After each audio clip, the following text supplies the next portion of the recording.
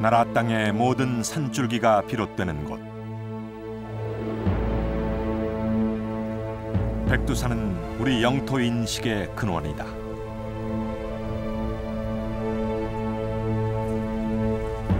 그리고 백두산 너머의 광활한 만주 땅. 이 땅은 간도라는 이름으로 우리에게 기억되고 있다. 이런 영토 인식의 한 가운데는 백두산 정계비가 있었다. 300여 년 전 백두산 기슭에 세워졌던 정계비. 백두산 정계비는 과연 무엇을 말하고 있는가?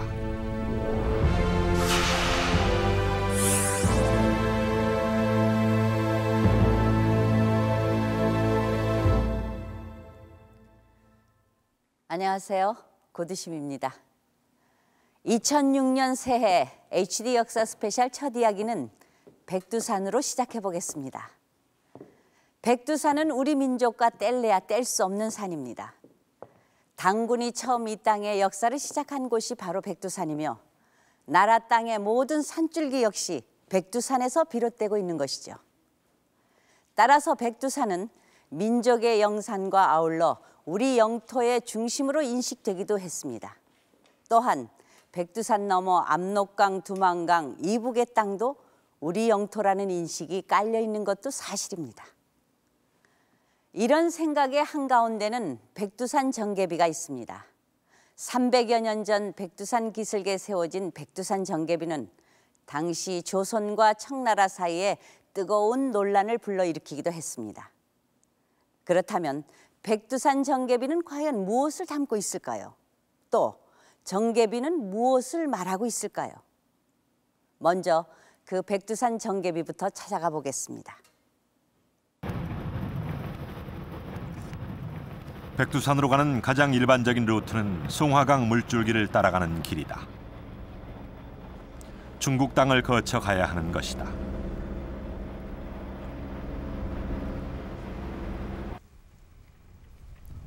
바로 이 산이 우리 영토 인식의 중심이 되는 산이다.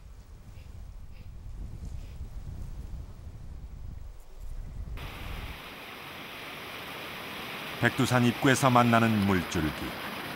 백두산에서 중국으로 흐르는 송화강의 상류이다. 송화강은 백두산 천지에서 직접 발원하는 장백폭포로부터 시작된다.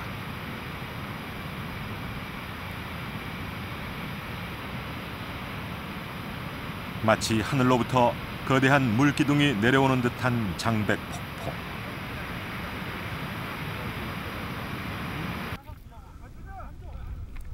광활한 대륙을 뒤로 하고 오르는 백두산 정상.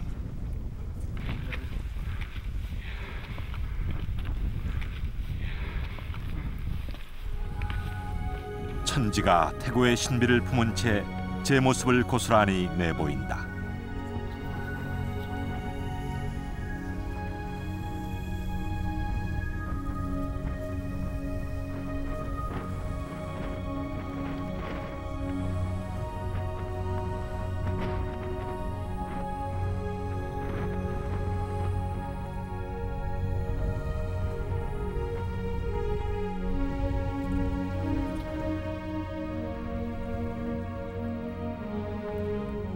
둘러선 16개의 봉우리들이 천지의 장엄함을 더한다.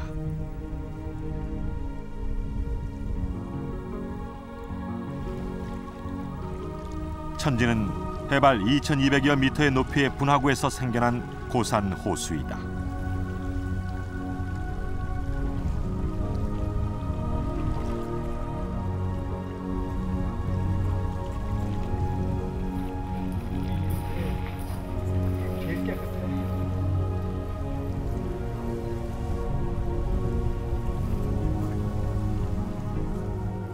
민족의 염원과 동경까지 함께 품고 있는 천지. 그러나 천지는 현실의 공간이다.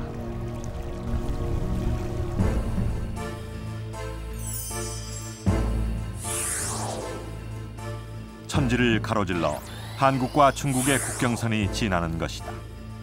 북한과 중국은 천지 한가운데를 국경선으로 설정하고 있는 것이다. 백두산이 국경선으로 인식된 것은 오랜 역사를 갖는다.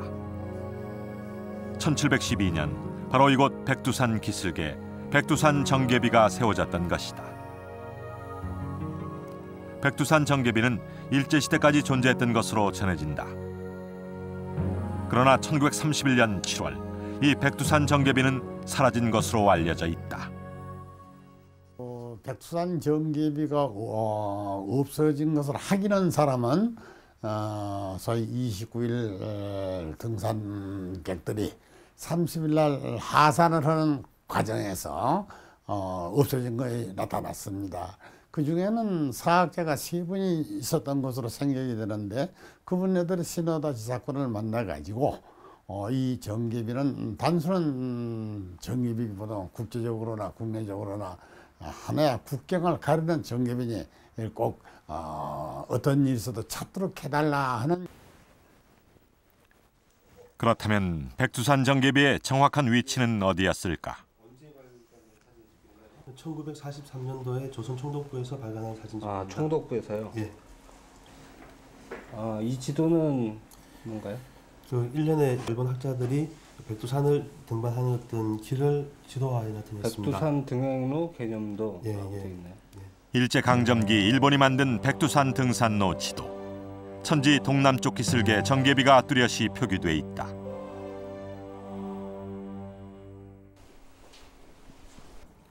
정확한 위치 확인을 위해 최근 북한 지역을 통해 백두산을 답사한 고구려 연구재단을 찾았다. 뒤에 보이는 흰 돌이 그 정계비 틀을 표시하기 위해 세우는 표석입니다. 아, 여기 그 북한에서 세웠다고 예. 하는. 그럼 요게 지금 이제 말하자면 주차장이네요. 예, 백두산 밑에 있는 주차장의 한쪽 모퉁이에 그곳은 백두산 정상으로 올라가는 그 중간에 백두산 정상부터 한 2-3km 동남쪽에 그 차로 쓴 주차장이 있는데 주차장의 그 아래에서 봐서 왼쪽 모퉁이에 그 정계비 틀을 표시하는 주춧돌과 표석이 있었습니다. 증언에 따르면 정계비는 천지 아래 북한에서 만든 주차장 왼쪽 모퉁이에 있는 것으로 확인됐다. 지금은 북한이 세운 정계비 표지석만 서 있다. 정확한 위치를 찾기 위해 위성 사진을 활용하기로 했다. 확인된 정보를 위성 사진과 대조하는 작업.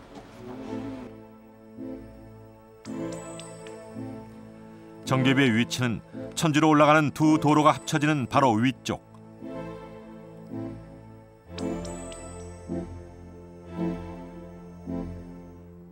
여기처럼 이게 구조물이 큰 게 아니라 이게 지금 차량이 들어갈 수 있는 도로 형태거든요. 위성 사진을 통해 도로와 주차장을 확인할 수 있었다. 예, 지금 주차장 형태. 여기 예. 지금 주차장처럼 보이네요.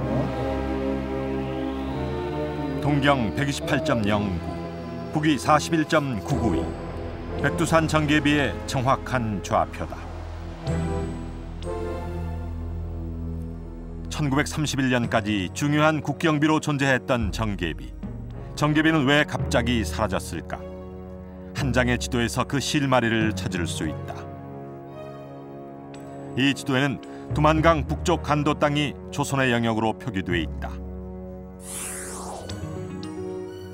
그런데 3년 후 역시 조선 총독부가 만든 또 다른 지도는 조선의 영역을 두만강 이남으로만 표시하고 있다. 간도가 사라져버린 것이다. 불과 3년 사이에 무슨 일이 있었던 것일까?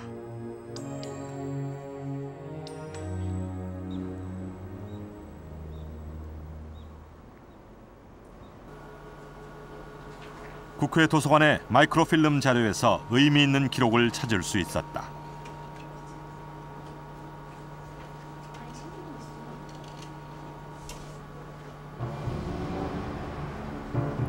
(1909년) 청나라와 일본 사이에 맺어진 간도 협약. 간도 협약 전문에는 청일 양국은 두만강을 조선과 청나라의 국경으로 삼는다는 조문이 명기돼 있다.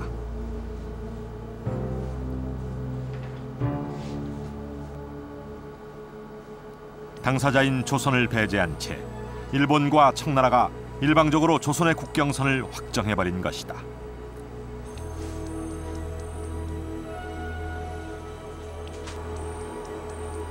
같은 날 청과 일본은 이른바 만주협약도 동시에 체결했다.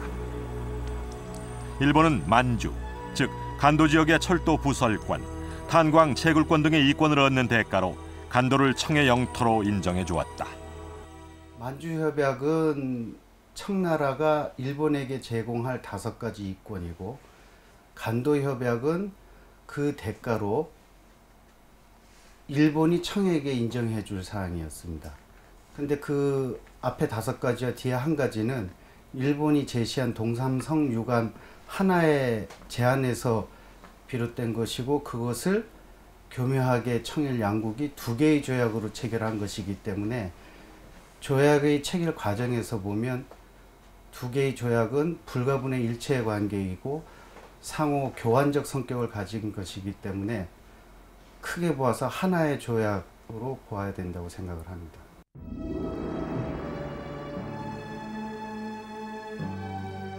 천지 아래 세워졌던 한중 국경비 백두산 정계비. 정계비는 사라지고 간도 협약에 의해 간도는 중국의 영역이 되고 말았던 것이다.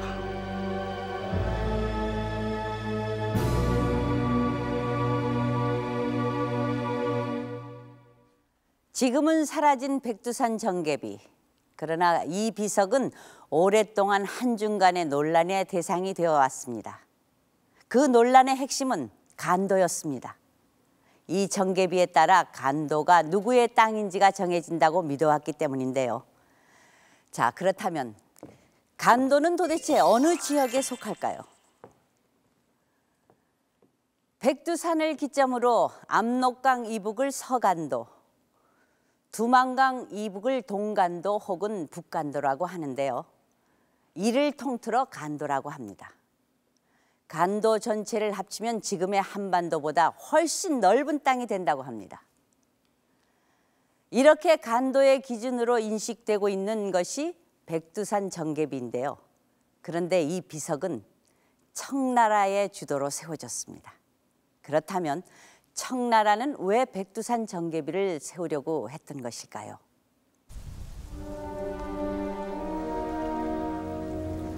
(1712년) 압록강변에서는 조선 측 관리와 청나라 관리의 회동이 있었다. 양국 정부에서 파견한 대표단이었다.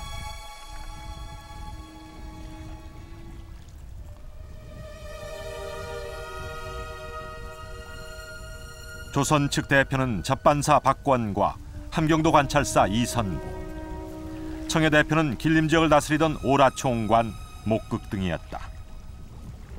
청의 황제 강희제의 명령에 따라 조선과 청의 국경을 확정짓기 위한 만남이었다.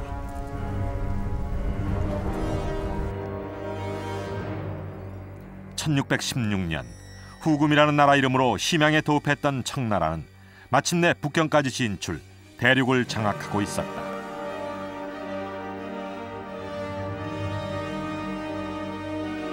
당시 청의 황제는 강희제. 그는 청의 최전성기를 구가하고 있었다. 그는 강력한 국력을 바탕으로 청의 영토를 확장해 나갔다.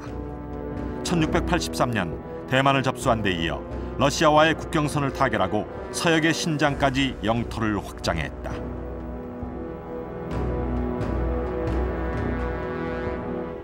그리고 마지막으로 남은 과제가 조선과의 국경 확정이었던 것이다. 양국 대표단은 백두산으로 오르기 시작했다. 그런데 뜻밖의 사태가 벌어졌다.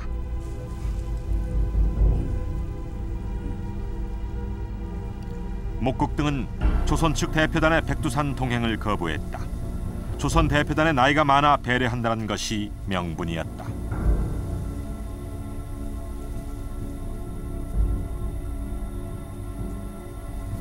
목극 등은 자신의 일행과 조선의 하급 군관 몇몇만 데리고 백두산으로 올랐다. 조선 측 대표를 배제한 청나라 대표단만의 산행이었던 것이다.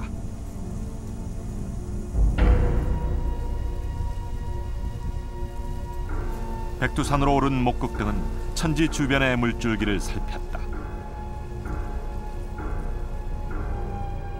그리고 압록강과 토문강의 분수령이라고 판단되는 곳에 하나의 비를 세운다.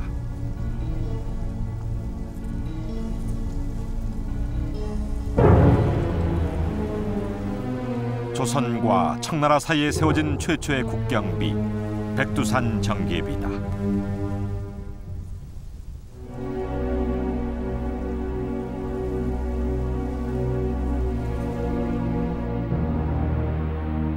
그렇다면 당시 제3자였던 서양은 조선과 청의 국경을 어떻게 파악하고 있었을까? 1735년 프랑스에서 출판된 중국 전지는 중국의 역사와 인문 지리를 담은 총서이다. 이 책 안에 들어있는 한 장의 지도. 이 지도에는 청과 조선 그리고 간도 지역의 국경이 점선으로 나타나 있다. 그런데 놀랍게도 당시 조선과 청의 국경을 압록강, 두만강이 아니라 그 이북 지역에 표기하고 있다. 압록강 이북 지역까지 평안도라고 명기하고 있다.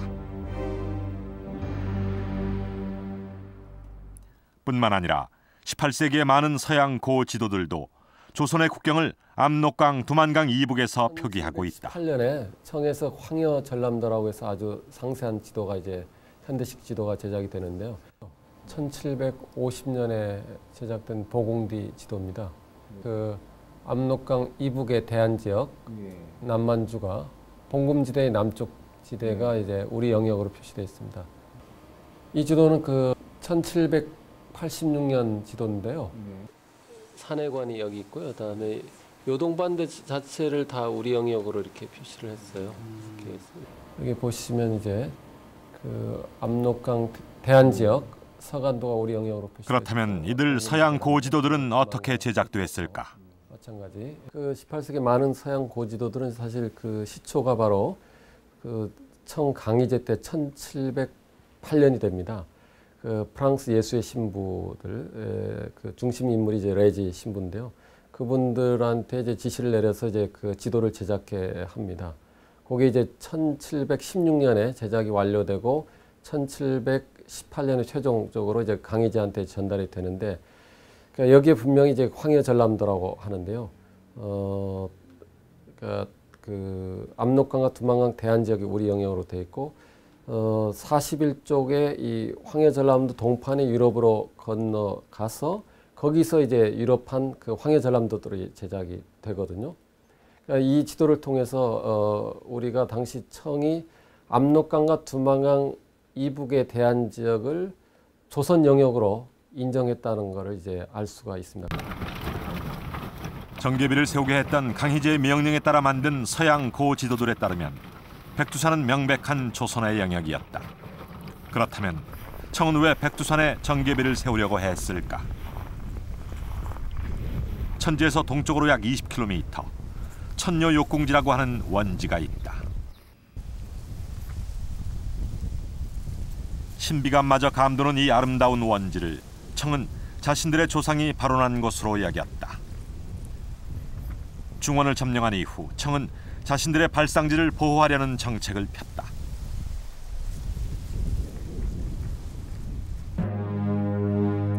정묘호란 직후의 기록을 보면 이러한 청의 만주 중시 정책을 볼 수 있다. 즉, 만주 지역을 무인지대화하자고 청이 먼저 제안하고 있는 것이다. 조선과 청이 서로 침범하지 않고 각자 지키자는 이른바 각수 봉강을 제안했는데 이 무인지대를 봉금지대라 했다. 그렇다면 봉금지대는 어디였을까? 서양 고지도에 따르면 압록강, 두만강 이북의 일정한 지대 혹은 그 이상으로 추정된다. 이 봉금지대는 어떤 성격이었을까? 일단 봉금지대로서 그 이제 중국 측에서 설정했는 거니까 그건 사람이 살 수 없는 지역으로 만들어 놓고 그거는 이제 우리가 흔히 지대, 영어로 존이라고 이야기를 합니다만은 두만강, 압록강 이북 일대 일정한 지역은 그냥 비무장 중립지대와 같은 역할을 했다고 봐야 됩니다. 그럼 지금 현재 이제 우리 비무장 중립지대라고 보면 결국 이제 그 당시에 실질적인 국경의 역할을 했는 거죠. 그래서 지금 요즘의 우리 상황하고 비교를 한다면은 남북한의 휴전선을 중심으로 한 남방 한계선, 북방 한계선 그 사이의 어떤 일정한 지역 그런 형태로 봐야 될 것 같습니다. 봉금지대가 조선과 청의 중립지대였다면 백두산 정계비는 무엇을 의미하는 것일까? 근데 그때 당시엔 중국에서 정계비를 세우는 의도는 이제 우리가 두 가지를 해석을 해볼 수 있는데, 하나는 그 이전에 우리가 봉금지대의 하한선이라고 중국이 알고 있던 압록강과 두만강을 국경을 하고 싶었고, 그리고 그 다음에 또 하나는 백두산 천지를 자기들이 신성시하고 있을 때 꼭 중국의 영토로 넣고 싶었지 않았는가, 그런 의도에 의해서 백두산 정상 남쪽 심리 이남에 부자연스럽게 정계비를 세웠다고 이렇게만 생각을 할 수 있겠습니다. 청의 주도로 세워진 백두산 정계비. 그것은 봉금지대를 자신들의 영역에 포함시키고 조선의 영역을 압록강과 두만강 이남으로 제한하려는 청의 의도를 담고 있었던 것이다.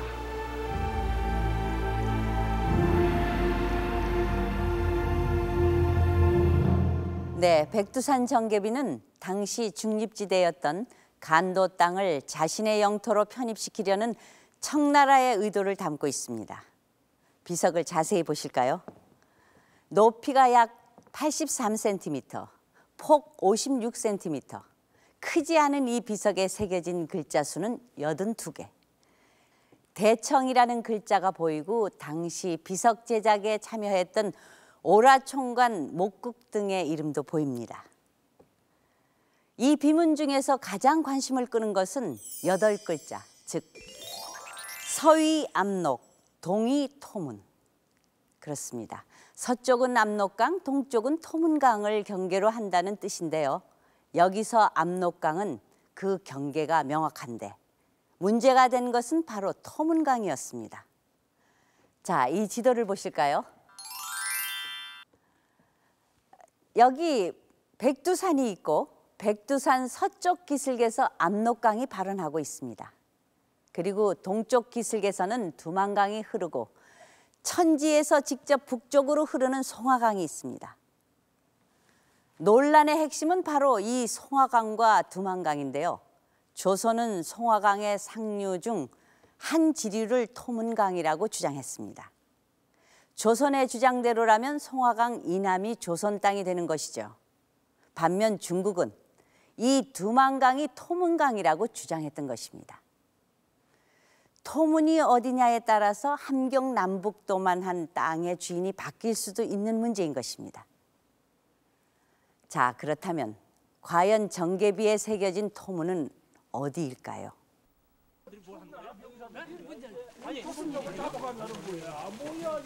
백두산의 정계비가 세워진 지 약 170여 년 후,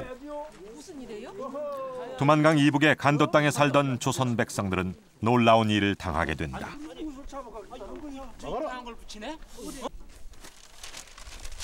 청나라 정부에서 간도의 조선 백성들을 대상으로 보고문을 내렸던 것이다. 그것은 두만강 이북 간도 땅에 사는 조선 백성들은 모두 철수하라는 쇠관령이었다. 조선 백성들에게는 청천벽력 같은 조치였다. 당시 간도 땅에는 이미 수많은 조선 백성들이 정착하고 있었다. 이들은 황무지를 개간하여 논밭을 일구며 간도를 삶의 터전으로 삼고 있었다. 특히 1860년대 이후 대규모 간도 이주가 이루어져 곳곳에 마을을 이루고 자치기구까지 설치하고 있었다.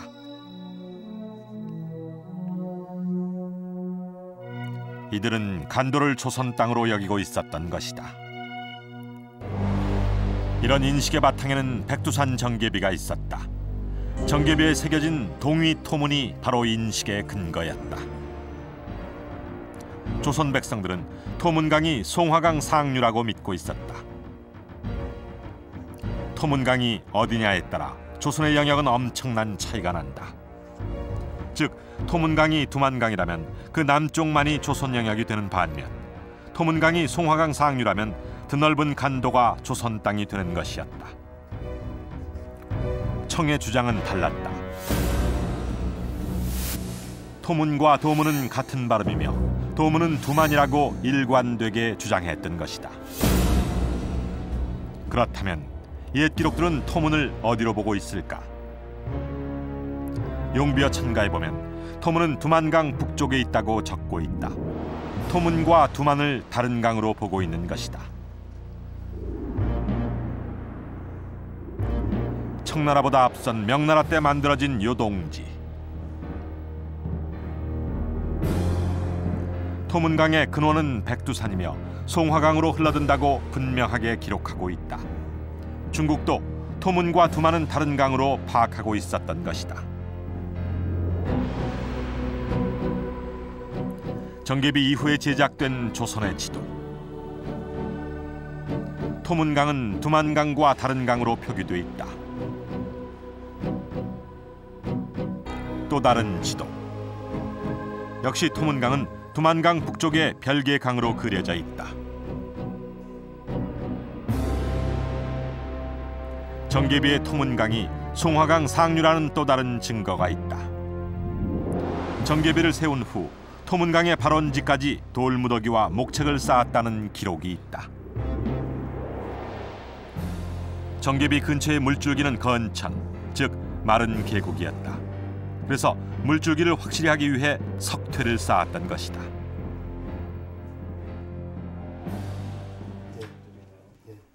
석퇴는 정말로 존재했던 것일까? 일본이 만든 사진첩에서 일제 강점기까지 석퇴가 있었다는 사실을 확인할 수 있다. 이 사진이 말하자면 정계비에서부터 이어지고 있다는 석퇴의 사진인 것 같네요. 예. 정계석이라고 돼 있고. 정계비 부근에 군데군데 쌓은 돌 무더기가 보인다. 저 토문강 있죠. 토문강 바로 옆을 쫓아서 쭉 쌓았습니다. 만들었습니다. 185개요. 그럼 길이는 어느 정도 되나요? 그러니까 그 건구의 길이가 한 30리 가까이 돼요. 20리, 30리 가까이 돼요. 그 연안에 쭉 석퇴를 쌓은 거죠. 일본인들이 그린 백두산 부근 약도. 정계비 옆에 석퇴, 토퇴가 그려져 있고 이들은 토문강으로 이어진다. 그리고 토문강은 북쪽으로 흘러 송화강으로 합류하고 있다.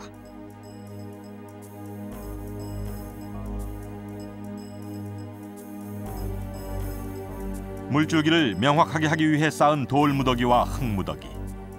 이들은 정계비에서 시작하여 토문강 상류로 이어지고 있는 것이다.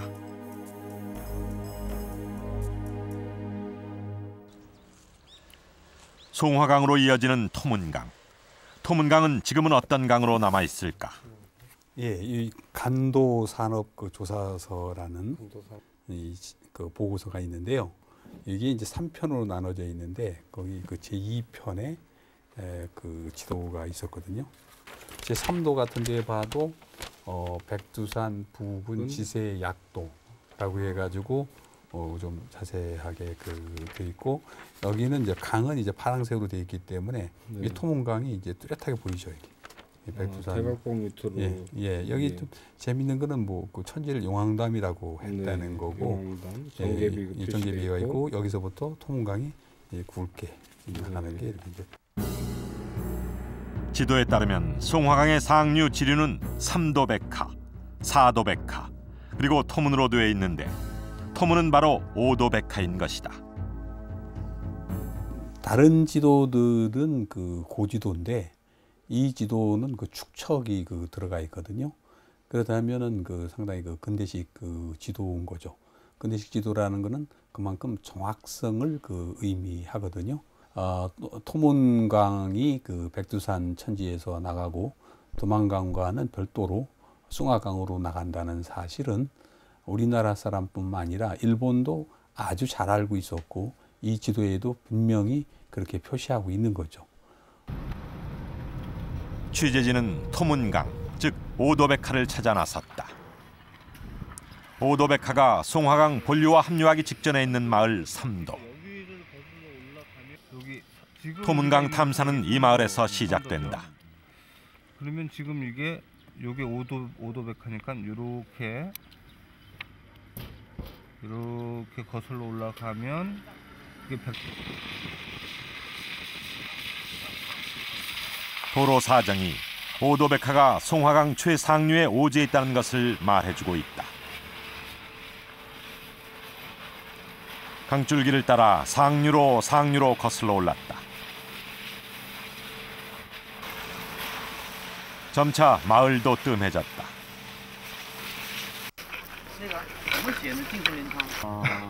그럼 이 강은 뭐라고 그래요? 这叫什么江？ 강은 这个 뭐라고 这 불러요? 个说不上什么江，什么河？那没名吗？没有名，这个就是俺们这叫大江。大江。 현지에서는 토문강은 이름조차 잃어버린 강이 되어 있었다.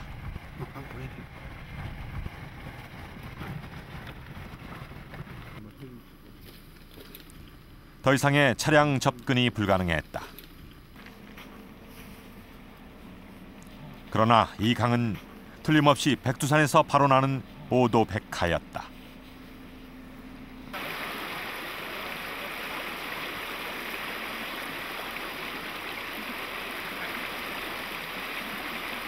이 강이 바로 오도백화죠. 이 강의 상류가 바로 우리가 말하는 토문강이고 중국 사람들은 황하송구자라고 불렸습니다. 이 토문강을 두고 우리가 그 청과 조선이 그 국경 분쟁을 일으켰고 그리고 지금까지 이 토문강과 그 뭐 두만강, 지금 도문강 이런 여러 가지 그 논쟁이 된 그런 강이기 때문에 굉장히 중요한 그런 그 강줄기라고 보면 되겠습니다.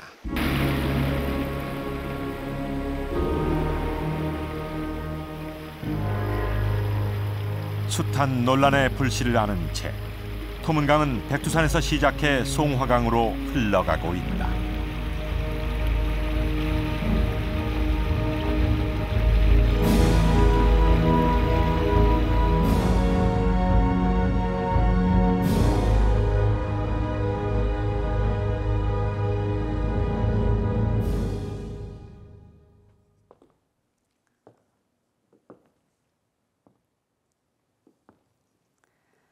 이것은 백두산 주변 지형을 만분의 1로 축소해서 그대로 만든 모형입니다.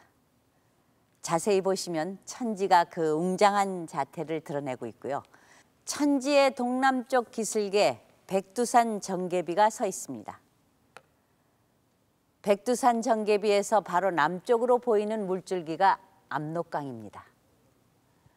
천지에서는 비교적 멀리 떨어진 동쪽 기슭에서는 두만강이 시작됩니다. 그리고 백두산 정개비 동남쪽에서 시작해 북쪽으로 흐르는 물줄기가 바로 송화강의 상류, 토문강이 되겠습니다.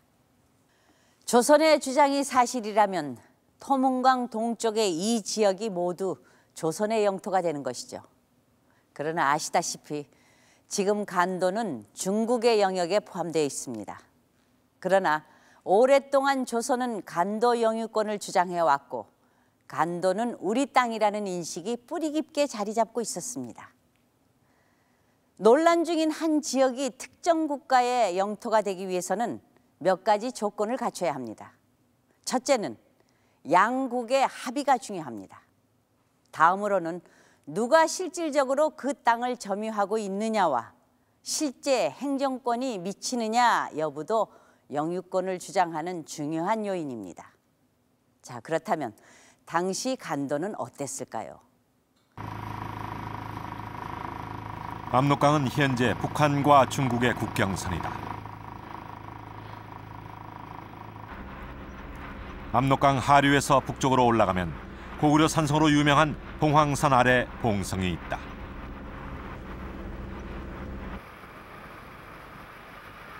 봉성의 옛 지명은 봉황성. 조선시대 중국으로 가던 사신들이 반드시 거쳐가던 교통의 요충지였다.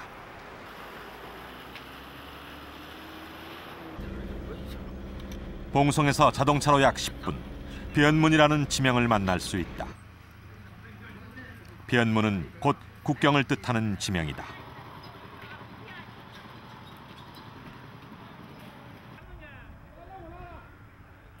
이곳 변문의 기차역. 지금 이 역의 이름은 일면산역.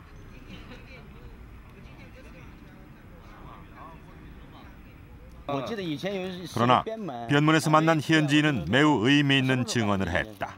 最早的时候啊，5、60年代是叫高丽门啊，高丽门这不是和朝鲜关系不大好，好像这样为界是。后来就改个边门，边门又不怎么以后又改一面山，这有20多年了。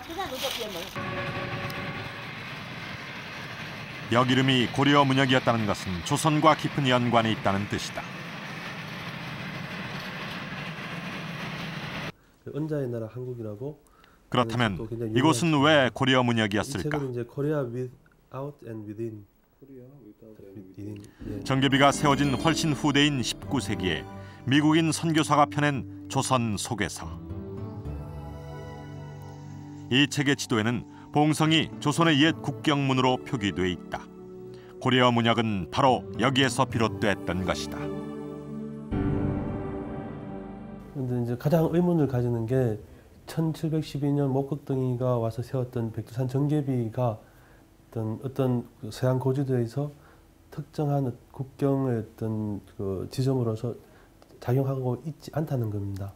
그 백두산 정계비보다는 봉황성을 기점으로 해서 그 국경의 이루어진다는 겁니다. 이런 기록들은 그 벨기에의 반데어 마일렌의 지도에서 나타나고, 그리고 디할드의 중국지, 그리고 19세기, 20세기 초반에 한국을 방문한 선교사의 모든 기록에서는 봉황성이 중심이 되어 있습니다. 황야 전람도 제작에 참여했던 프랑스인 선교사 레지가 남긴 기록, 일명 레지 비망록에는 더 구체적인 내용이 나온다. 즉 봉황성 동쪽이 바로 조선의 서쪽 국경선이라는 것이다.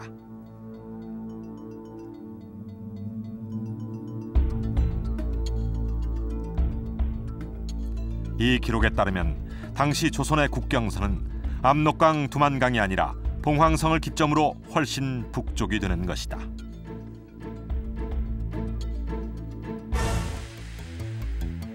조선 조정이 압록강 이북을 관할했다는 기록도 보인다.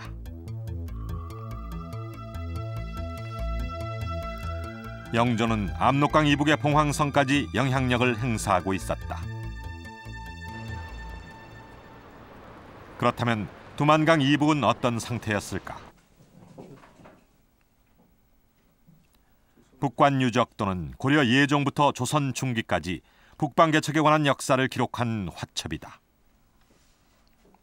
이 책에 있는 척경 입비도 동북 구성을 개척한 유은관이 고려의 국경비를 세우는 장면인데,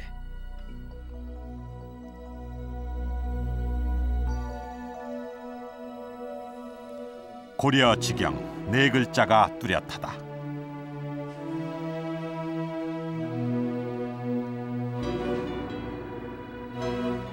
기록에 따르면 유은관의 국경비는 선출령에 세워졌다고 한다.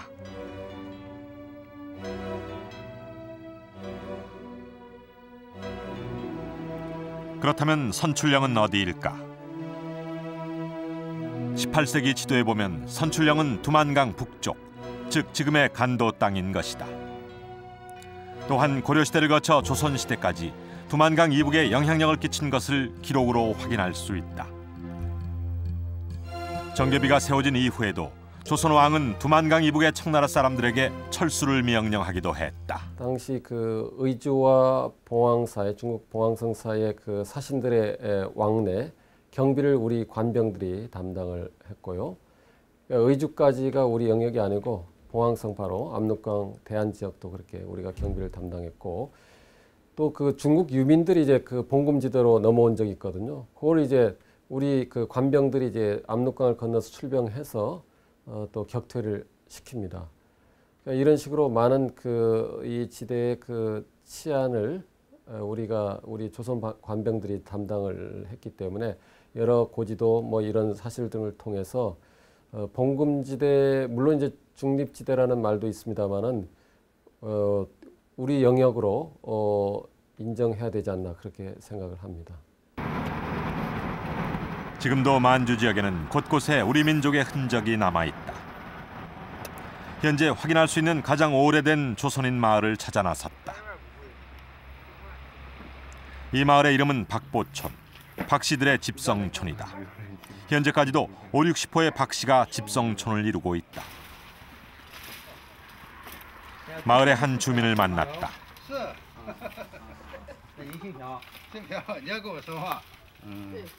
你会不会说山东话？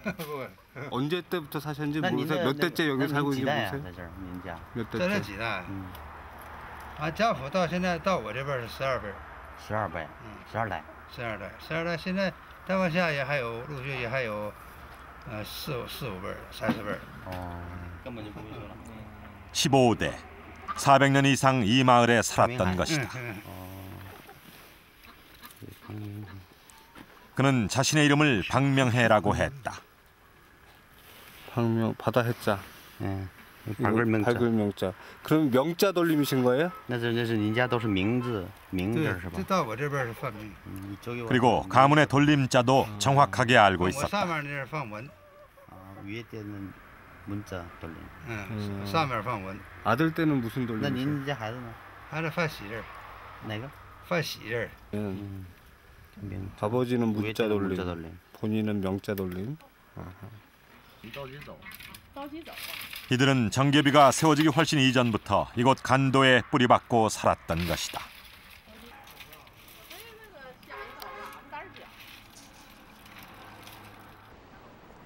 조선인의 간도 점유를 확실하게 보여주는 또 다른 증거가 있다. 고종 때 만들어진 간도 지역 사람들의 호적인 변계 호적안. 이 호적안 작성자는 서변계 사무사 서상무, 즉 조선 조정에서 파견한 관리가 만든 것이었다. 내용 역시 매우 구체적이다. 지명과 함께 실제 거주자들이 정확하게 기록돼 있다.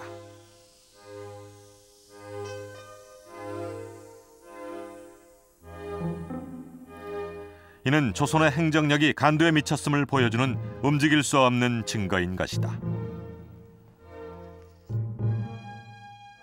영토 분쟁 지역에 있어서는 거주 주민의 의사가 대단히 중요합니다.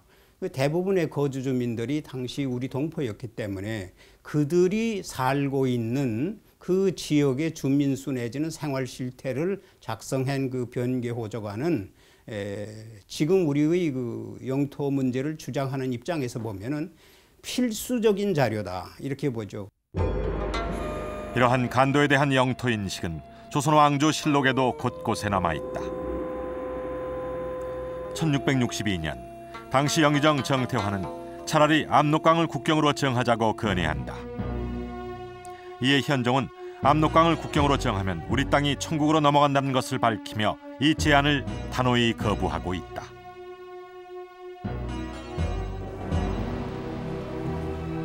압록강과 두만강 이북의 간도, 이곳은 실제로 조선인이 점유했고 조선의 행정력이 미쳤고 또한 우리 영토라는 인식이 존재했던 땅이었다. 네, 백두산 정계비가 세워진 이후로도 많은 조선 백성들이 압록강과 두만강 이북의 간도를 생활터전으로 삼았습니다.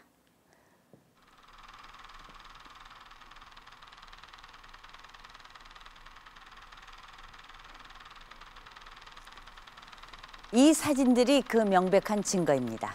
농사도 짓고 마을도 이루고 있습니다. 1897년의 기록을 보면 청국인에 비해 조선인의 수가 약 10배 정도 된다고 할 정도입니다. 이처럼 간도 땅의 실제 점유자는 조선인이었던 것입니다.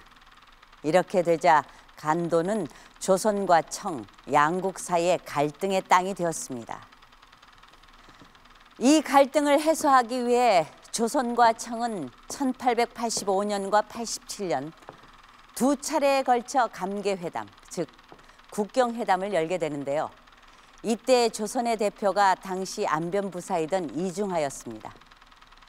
당시 청나라에 비해 열세한 입장에서 국경회담을 벌여야 했던 이중하는 나의 목숨은 내놓을 수 있어도 나라의 땅은 한치도 내놓을 수 없다는 단호한 태도로 회담에 임했습니다.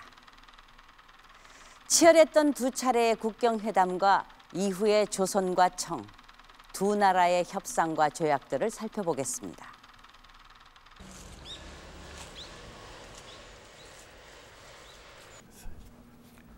120여 년 전인 1885년과 87년 두 차례 국경회담에서 조선 측 대표로 나섰던 이중하의 후손을 만났다. 네, 젊으셨을 때 사진인 것 같고요. 이제 말년에 찍으신 것 같아요. 사진 속의 이중하는 꼿꼿한 조선의 관리로 남아있다. 이중하는 조선 후기 청백리로 이름이 높았다. 현재 전국에 남아있는 송덕비는 총 70여 개. 그중에서 이중하의 송덕비가 무려 9개에 이른다.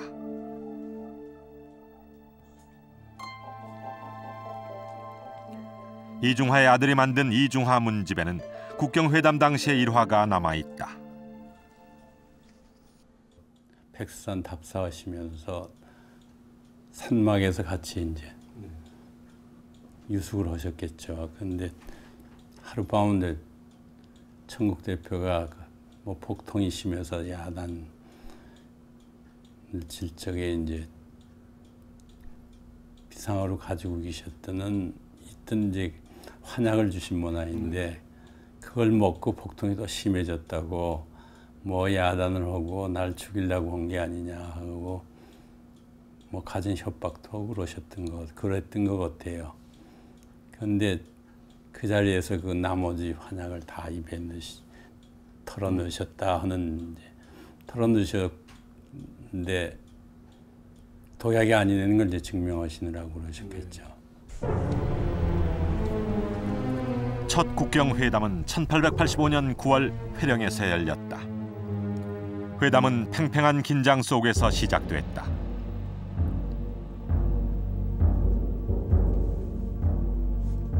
조선 측 대표였던 안변부사 이중하는 무거운 부담을 안고 회담에 임해야 했다. 그 당시에 청국과 우리 조선은 종이고 하나는 속이고 하는 그런, 하나는 주인이고 하나는 부속이라고 하는 그런 개념으로 우리 역사상 풀이를 일반적으로 하고 있는데, 그 종주국으로서 속국에 대한 간섭이 우리가 표현할 수 없을 정도로 심했다고 하는 것은 우리가 다 인지하는 바이고. 조선은 1882년의 이모군란과 1884년의 갑신정변 때 청나라의 힘을 빌었다. 이에 조선에는 이미 청나라 군대가 진출해 있었으며 원세계가 고종 앞에서도 말에서 내리지 않을 정도로 위세를 부리던 시기였다.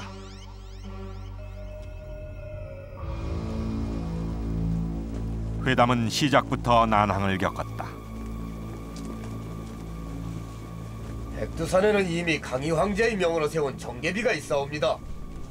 그것을 살펴본다면 모든 게 명확해질 것이옵니다. 나는 도문강 변계를 조사하러 온 것이지 비석을 조사하러 온 것이 아니다. 정계비의 비문을 먼저 보고 도문강의 수원이 어딘지 살펴본다면 조사는 쉽게 끝날 것이옵니다. 비석은 도문강 수원에 있다고 들었다. 도문강 하류에서 거슬러 올라가 비석이 도문강 서쪽에 있으면 서위 압록이요 동이 토문이 되는 것이 아니겠는가? 비석에서 토문강 원류까지 석재가 쌓여 있은즉 이것만 확인하면 토문강 남쪽은 조선의 영토라는 것이 밝혀질 것이옵니다. 무엇이? 어찌하여 부산은 도문강을 놔두고 석비만 조사하지 않은가? 정계비를 먼저 조사하지 않고는 모든 조사가 허사가 될 것이외다. 국경조사를 어디서부터 할 것이냐가 관건이었다. 청은 두만강 하류부터 조사할 것을 주장했고 조선은 정계비부터 조사하자고 맞섰다. 결국 1차 회담은 결렬되고 말았다. 청은 두만강을 토문강이라고 여겨 두만강 하류부터 거슬러 올라가며 조사하자고 했다. 이는 두만강을 국경으로 삼겠다는 의도였다. 반면 조선은 정계비에서 가장 가까운 물줄기를 찾아가자고 주장했다. 이는 정계비에서 토문강으로 이어지는 선을 국경으로 삼고자 했던 것이다.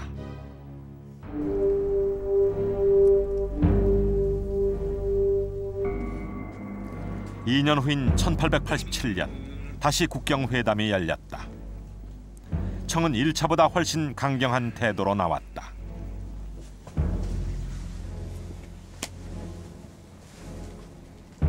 조선은 이모년과 갑신년의 두 차례 환란 때 우리 황제폐하의 은덕을 입은 것이 적지 않다.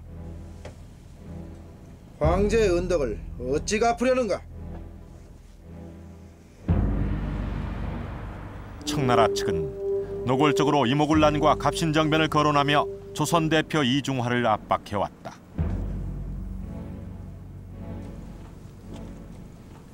회담이 진행되던 도중 조선 측은 매우 중요한 정보를 입수하게 된다.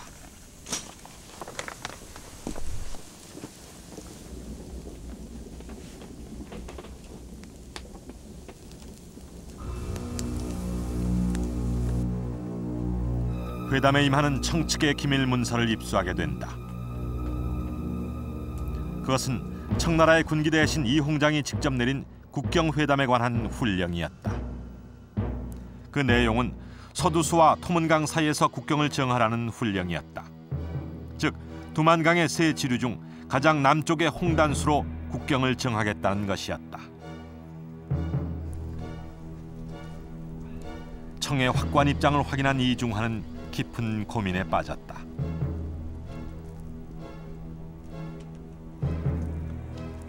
결국 이중화는 두만강의 가장 북쪽 지류인 홍토수로 국경을 삼기로 하고 회담에 임한다. 여러 소리 할 것 없다. 귀관은 오로지 홍토수 외에는 어째서 의논조차 하느냐 하는가? 귀관이 주장하는 홍단수는 우리의 땅을 축소하려는 것인데 어찌 그것을 상의하겠소이까? 마땅히 홍단수로 정할 것이다. 나는 그리 정할 수 없소이다. 오늘 이 시비를 가리지 않고는 산을 내려가지 않을 것이다. 분명히 하라. 나의 목을 내어줄 수는 있어도 나라의 경계는 한치도 내어줄 수 없으미요.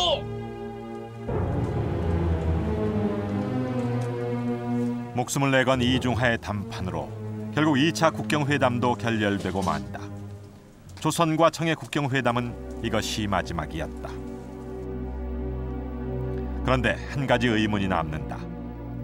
이중화는 2차 회담에서 홍토수를 주장하고 있는데 이는 기존의 토문강을 포기한 것이다. 목숨을 걸고도 나라 땅을 지키겠다는 이중화. 그는 왜 토문강을 버리고 홍토수로 물러났던 것일까? 그런데 최근 이중화의 토문강 포기 이유에 대해 새로운 주장이 일본 학자에 의해 제기됐다. 그에 따르면 당시 서울에서는 조선과 청의 외교 대표 사이에 비밀 회담이 진행되고 있었다는 것이다. ソウルでこの遠征外とキミュンシクこの両者の間で接触や交渉があって、それを踏まえてトゥマンガンの現地でイ・ジュンハと新側の委員との間で会談があった。これが定外会談ということになります。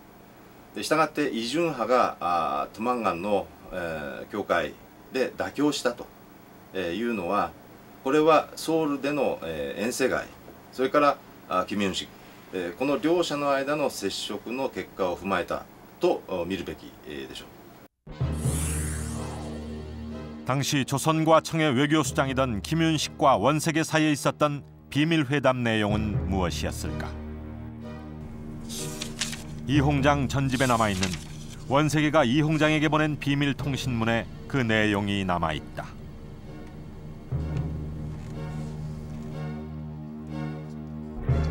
김윤식과 원색의 비밀 국경회담. 그 핵심은 차지 안민이었다.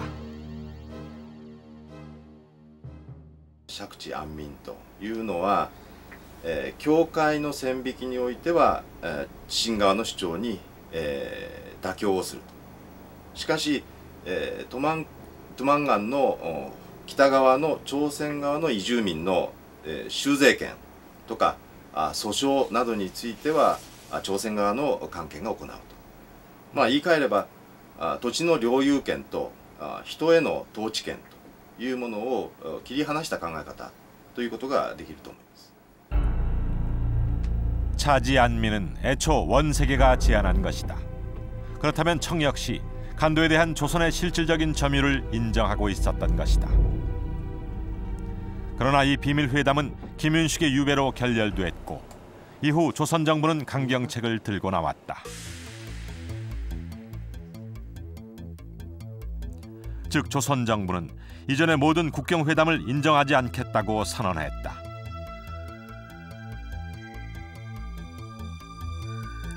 이후 조선과 청양국은 간도에서 치열한 행정권 다툼을 벌였다.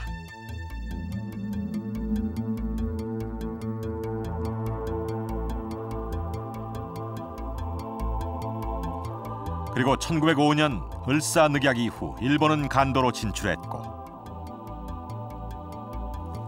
마침내 불법적인 간도 협약으로 간도를 청에 넘겨주고 말았던 것이다. 지난 100여 년 이 간도 협약이 간도의 운명을 결정지어 온 것이다. 이중하의 회담 이후 한국과 중국 사이에는 단 한 차례 국경 회담도 열리지 않았다. 백두산 너머 간도는 한국과 중국 사이에 국경에 대한 논란을 종결짓지 못한 채 미해결의 땅으로 남아 있다.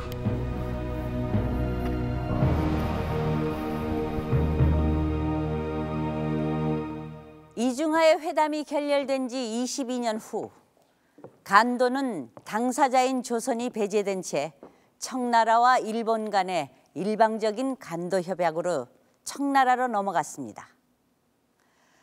그런데 2차 대전 이후에 샌프란시스코 조약에 따르면 국제법상 간도 협약은 무효라고 합니다. 그 이후로는 한국과 중국 사이에 간도를 둘러싼 아무런 회담도 열리지 않았습니다. 물론 지난 1962년에 북한과 중국과의 조중변개 조약이 있었습니다만 이 조약은 유엔에 등록되지 않은 비밀 조약입니다. 그나마 아직까지 공개되지 않고 있습니다. 이렇게 볼 때 간도를 둘러싼 한중 간의 갈등은 협상이나 조약이 종결되지 않은 채 지금까지 이어져 오고 있는 것입니다. 따라서 간도는 잊혀진 고토가 아니라 현재 진행형인 미해결의 땅인 것입니다.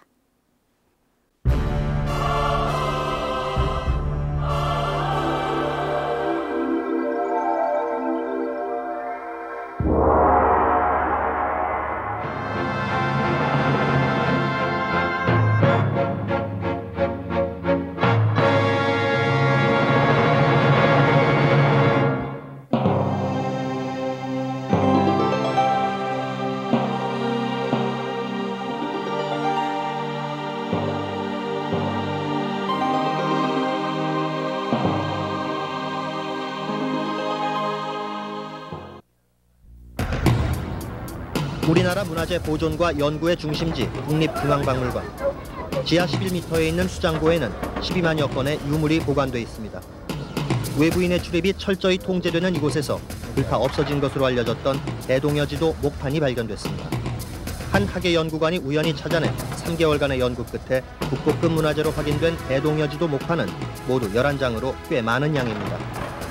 이들 목판 발견을 계기로 대동여지도는 김정호가 팔도를 3번 돌고 백두산에 8번 올라가면서 만들었다는 지금까지의 통설에 대한 반론이 제기되고 있습니다. 국립중앙박물관은 이달 중에 이들 목판에 대해 문화재 지정을 신청하는 한편 대동여지도 제작 과정의 실체를 밝혀나갈 계획입니다. 방금 보신 것은 얼마 전에 보도됐던 김정호의 대동여지도 목판 발견에 관한 뉴스입니다.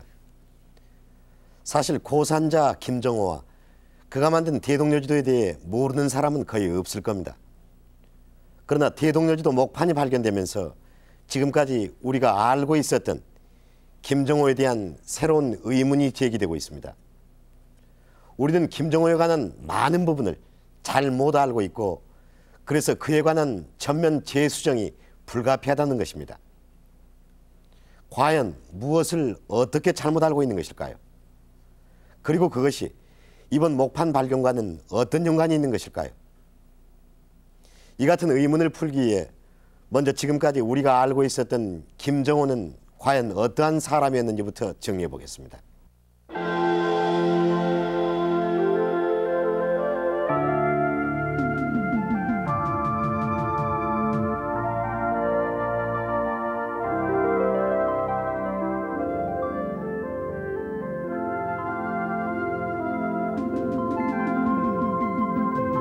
고산자 김정호가 언제 어디서 태어나서 언제 사망했는지는 확실히 알려진 것이 없습니다.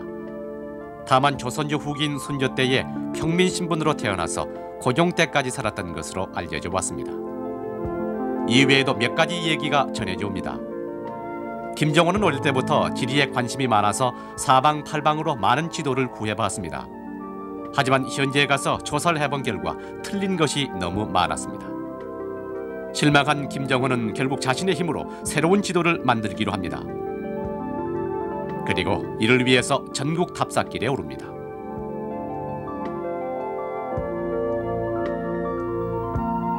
백두산에서 제주까지 전국 각지를 매주 밟듯 밟은 것이 수차례요. 백두산에 오른 것만도 8차례나 됩니다. 10여 년에 걸친 엄청난 고생길이었습니다. 그 고생 끝에 마침내 대동여 지도의 기초를 완성한 김정호는 딸과 함께 목판 판각 작업에 들어갑니다. 다시 10여 년의 세월이 흐르고 김정호는 대동여 지도를 완성합니다. 그리고 이것을 나라를 위해 쓰고자 대원군을 찾아갑니다.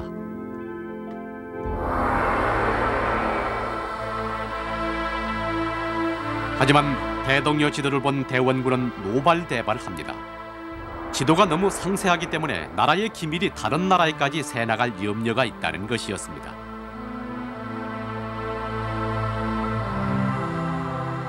아버지! 딸과 함께 옥에 갇힌 김정호는 그 고생을 견디지 못하고 결국 옥사하고 맙니다. 그리고 대동여 지도의 목판은 모두 압수돼서 불태워집니다.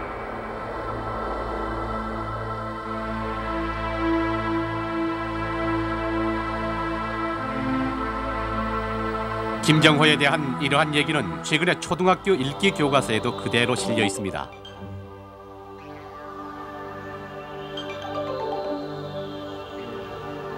이 책에도 역시 나라를 다스리는 완고한 사람들에 의해 대동여 지도 목판이 압수돼 불살라졌으며 김정호는 억울한 죽음을 당했다고 전하고 있습니다.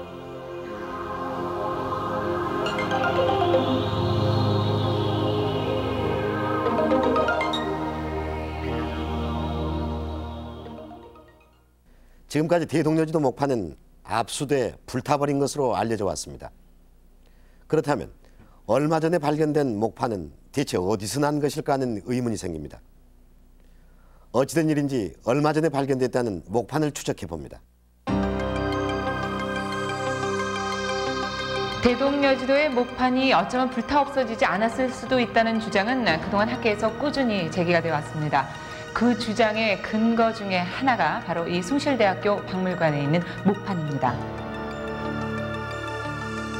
하지만 소장돼 있는 목판이 단 한 장이기 때문에 이 목판이 대동여지도 전체의 목판 중에 일부가 확실한지 혹시 다른 사람이 똑같이 판 복각판은 아닌지 확인할 방법이 없었습니다.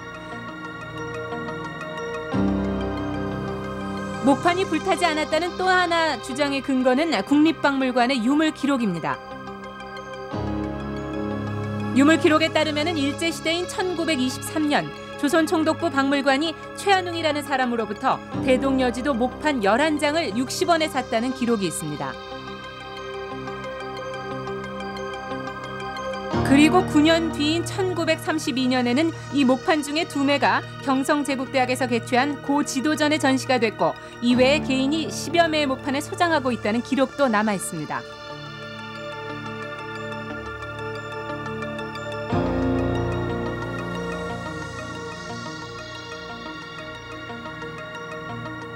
이 목판은 해방과 함께 국립중앙박물관으로 옮겨집니다. 하지만 6.25 전쟁이 나면서 9739번이라는 유물 번호만 남긴 채 없어진 것으로 기록돼 있습니다.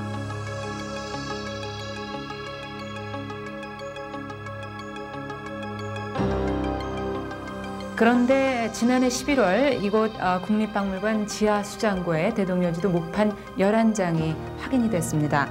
그리고 전문가들의 감정 결과 이 목판은 고산자 김정호가 직접 새긴 원작 목판으로 밝혀졌습니다.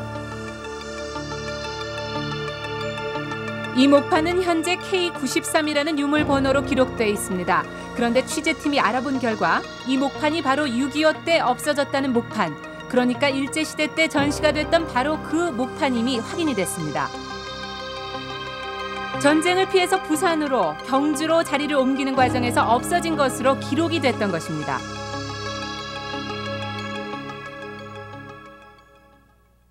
작년 10월 초에 제가 관리를 맡으면서 수장고에 유물 점검차 들어간 결과 이 목판이 눈에 띄었습니다.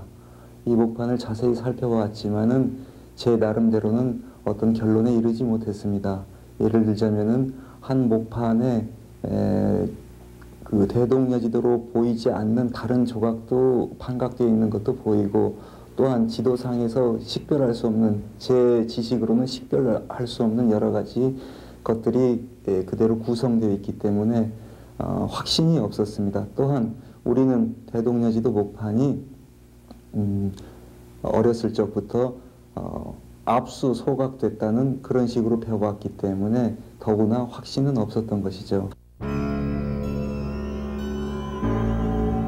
전쟁이 끝나고 다시 돌아온 목판은 K93으로 재등록되지만 확인이 제대로 되지 않은 채 지하 수장고에 그대로 잠들어 있었던 것입니다. 이번 목판과 비교를 해본 결과 숭실대학교의 목판 역시 김정호의 원작 목판으로 확인이 됐습니다. 네, 이렇게 해서 지금까지 확인된 대동여지도 목판은 숭실대학교 것까지 합쳐서 모두 12매입니다. 고산자가 대동여지도를 찍기 위해서 판각한 목판이 전체 한 5, 60매 정도 된다는 것을 감안한다면 결국 그중에서 전체 목판 중에 5분의 1 정도가 확인이 된 셈입니다. 그중에서 현재까지는 불에 타거나 또 재난을 당한 흔적을 발견할 수는 없습니다. 그렇다면 대동여지도가 압수 소각됐다는 그런 얘기는 사실이 아니라는 것이 이번 일로 확실히 증명이 된 셈입니다.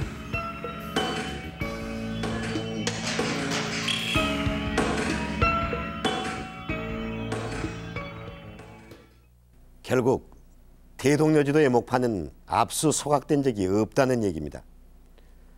그렇다면 우리는 어떻게 해서 지금까지 목판이 압수 소각된 것으로 알고 있었고 학교에서까지 그렇게 가르쳐왔던 것일까요? 이 의문에 대한 실마리를 풀기 위해 이 얘기가 언제 어디서부터 유래되는지 짚어봅니다. 김정호가 대원군에 의해서 옥에 갇혀 죽었고 그와 함께 대동여지도 목판도 압수됐다는 얘기는 김정호가 살았던 당대의 기록이 아닌 후세의 기록들에서 볼 수 있습니다.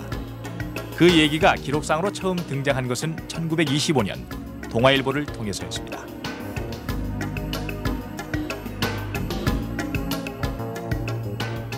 하지만 이 얘기가 현재 우리가 알고 있는 내용으로 구체화된 것은 1934년 조선 총독부가 펴낸 조선어 독본을 통해서였습니다.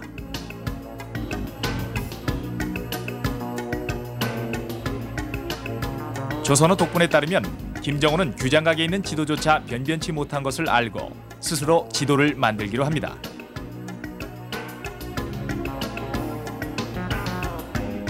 이를 위해 마침내 전국 답사길에 올라서 전국을 3차례나 돌고 백두산에도 8번이나 오른 끝에 마침내 대동여지도를 완성합니다.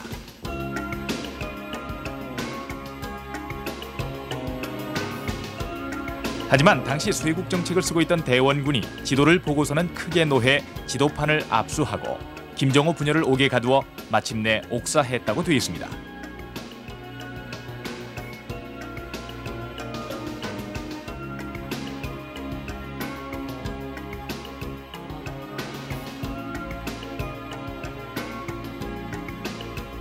이러한 내용은 최근의 초등학교 읽기책에 거의 그대로 실려 있습니다. 대원군이란 말만 없을 뿐 문구나 사파까지 비슷합니다.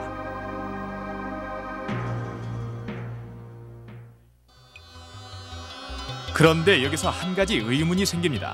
일제는 1932년에 대동여지도 목판 2매를 전시하고도 2년 뒤인 1934년에 말을 뒤바꿔 김정호는 옥에서 죽고 목판은 모두 압수됐다고 한 것입니다.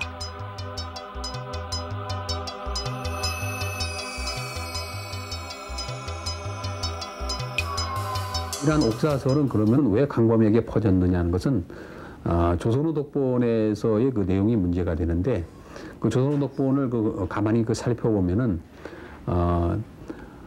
김종호는 위대한 그 대동여지를 만들었는데, 당시에 그 위정자였던 그 대원군은 이러한 그 좋은 그 작품과 좋은 인물들을 그 인재를 그 알아보지 못하고 옥에 가두어서 그 옥사시켰다.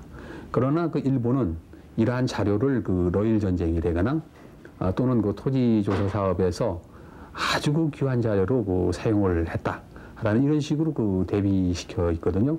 이것은 그 우리나라가 이런 그 훌륭한 인재도 알아보지 못하는 그런 그 우매한 그 지도자를 가지고 있기 때문에 나라를 그 이룰 수밖에 없지 않느냐는 그 신지 사관에 그 입각해서 교묘하게 그 김종호의 그 옥사설을 퍼뜨리게 된 겁니다. 결국 우리는 대원군에 의한 옥사나 목판 압수 등 일제가 왜곡한 내용을 지금까지 그대로 믿어왔음이 드러납니다. 그럼 사실과 다른 부분이 과연 이것뿐일까요? 또 하나 가장 큰 의문점은 바로 전국 답사설입니다. 김정호는 대동여지도를 만들기 위해 전국을 3번이나 돌았고 백두산을 8번 오른 것으로 알려져 왔습니다. 과연 사실일까요? 전국을 직접 돌며 지도를 만든다는 것이 과연 가능한 일인지 그 의문을 풀어보겠습니다. 지도 제작자이자 김정호에 관해 많은 연구를 해오신 이우영 씨 연결합니다. 이 선생님, 전국을 답사하면서 지도를 만든다는 것이 과연 가능한 일인지요? 그 대동여지도는 그 속에 약 2만여 개가 되는 그 이제 자연지명이라든가 동네 이름이라든가 창고라든가 또 뭐 나루터라든가 옛날 뭐 읍성이라든가 산성이라든가 또 뭐 창고 이런 것들이 전부 이름이 쓰여져 있습니다. 그렇다고 한다면은 그 모든 것을 한 사람이 답사를 해서 기록으로 해가지고 지도를 만들었다. 도저히 불가능한 작업이라고 생각이 됩니다. 이를테면 하나의 지도를 만들기 위해서 남산 꼭대기를 우리가 100번을 올라가가지고 서울지도 만들 수 있겠습니까? 가능하지 않습니다. 전국을 3번이나 돌고 백두산을 8번이나 오른 정성으로도 불가능하다는 말씀인지요? 이를테면은 이제 김정호 선생님이 이렇게 해서 지도를 만드셨겠다라고 이제 생각을 하는 분이 지도를 잘 모르시기 때문에 그 지도를 어떻게 만드는지 잘 모르시기 때문에 그렇게 돌아만 다니면 지도를 만들 수 있겠거니 해서 만들어낸 글입니다. 그 자체가. 그럼 지도를 만드는데 답사라는 건 전혀 불필요한 작업입니까? 그렇죠. 그 답사라고 하는 거는 이제 지도 제작자의 입장에서 생각해 보면은 그 2가지로 생각할 수가 있겠어요. 한 가지는 그 땅의 모양이 어떻게 생겼는가라는 거를 이제 그 말하자면 지금으로 얘기하면 이제 측량을 한다고 하겠죠. 측량을 하기 위한 그 답사와 측량을 하고 난 다음에 어떤 사람들이 만들어 놓은 것들이 어떤 것들이 있느냐라는 거를 이제 조사를 하기로 나가기 위해서 이제 그 답사가 필요하겠는데 그 당시에 그 지리적인 여건이라든가 그런 것들이 전혀 그 답사를 해서 만들 수 있는 부분이 아닙니다. 또 하나는 우리나라 땅이 아무리 적다 하더라도요. 그 저희들이 이제 지도를 만들다 보면은 아주 적은 지역에 그러니까 한 동네, 우리 동네 그냥 뭐 한 동네를 조사를 해서 한다고 하는 작업도 굉장히 어려운 작업이기 때문에 그와 같은 그 답사는 필요치가 않았다라고 말씀드릴 수가 있습니다. 그럼 현대 지도를 만들 때는 어떤 방법이 동원되고 있습니까? 현재 지도를 만드는 방법이나 옛날 김정호 선생님이 만든 그 대동여지도의 방법이나 똑같습니다. 지도를 왜 만드느냐? 지도를 만들어서 누가 쓰게 할 것이냐? 하는 근본적인 그 제작의 그 원리는 같은 것인데 옛날에는 붓으로 그리셨다.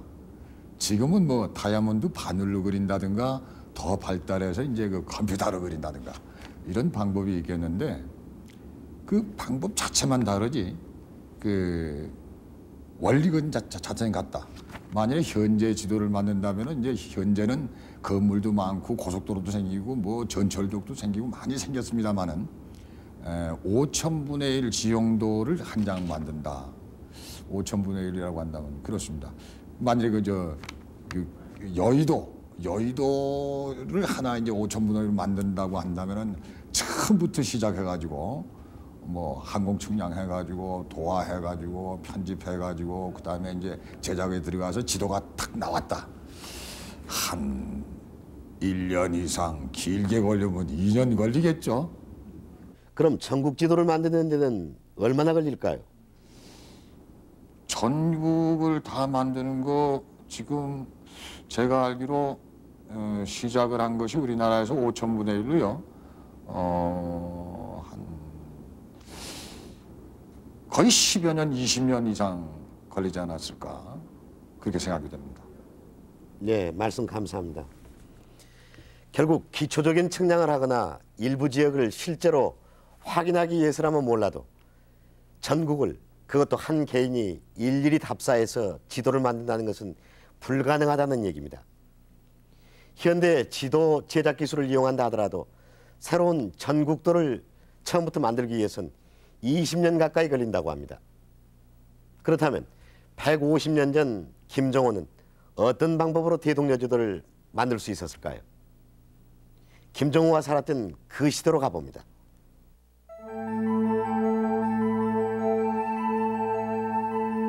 대동여 지도는 높이가 6.6m나 되는, 그러니까 건물의 3층 높이나 되는 거대한 크기의 지도입니다. 그 안에는 전국 각지의 지명이며 교통로 등이 상세히 표시되어 있습니다. 이러한 대동여 지도가 어떻게 만들어졌는지는 당대의 몇몇 기록을 통해서 유추해 볼 수 있습니다. 하층 계급 출신들 중에서 재주가 뛰어난 사람들의 행적을 기록한 이향견문록에 따르면 김정호는 널리 자료를 수집해서 지구도를 만들고 대동여 지도를 판각했다고 되어 있습니다. 김정호와 가까이 지냈던 조선 후기의 실학자 최한기는 김정호가 대동여 지도 이전에 만들었던 지도인 청구도의 서문을 써주면서 이렇게 밝혔습니다. 김정호는 오랫동안 지도 작성에 필요한 자료를 찾아 그 장단점을 살핀 후 지도를 만들었다.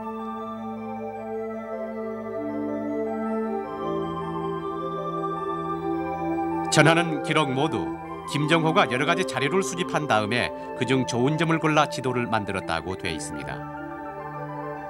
전국을 답사했다는 얘기는 찾아볼 수 없습니다. 이러한 점은 고산자 자신의 기록에서도 찾아볼 수가 있습니다. 고산자는 청구도 법내에 이렇게 썼습니다. 산 밑에서 읍까지의 거리가 틀리게 기록된 것이 많아 이에 자료를 따르니 훗날 상고하기 바란다. 만약 김정호가 전국을 일일이 답사했더라면 이런 고민은 하지 않았을 것입니다.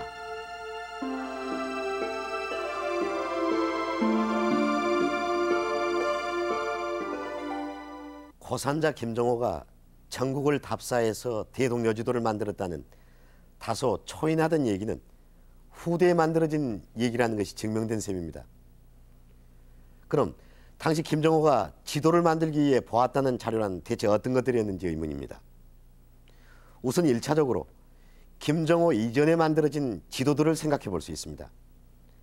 그러나 지금까지 알려진 바로는 당시까지 우리에겐 변변한 지도 하나 없었던 걸로 되어 있습니다.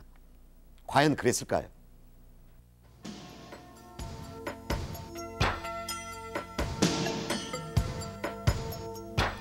기록에 따르면 우리나라는 이미 삼국시대부터 지도를 제작해왔습니다. 특히 모든 제도며 행정체계가 새로 정비되던 조선 초기는 지도 제작에 많은 노력을 기울인 시기였습니다.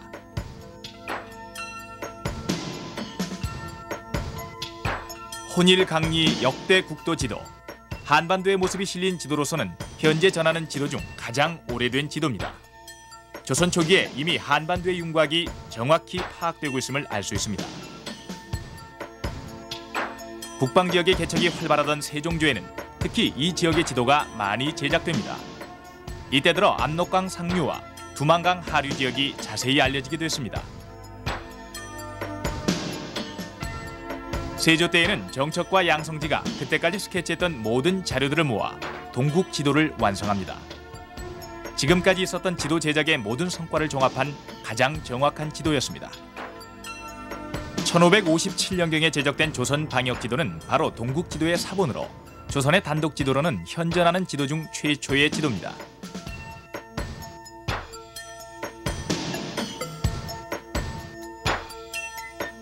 이외에 현재까지 전해지는 조선 초기의 전국도로는 신증 동국여지 승남에 실린 팔도 총도가 있습니다.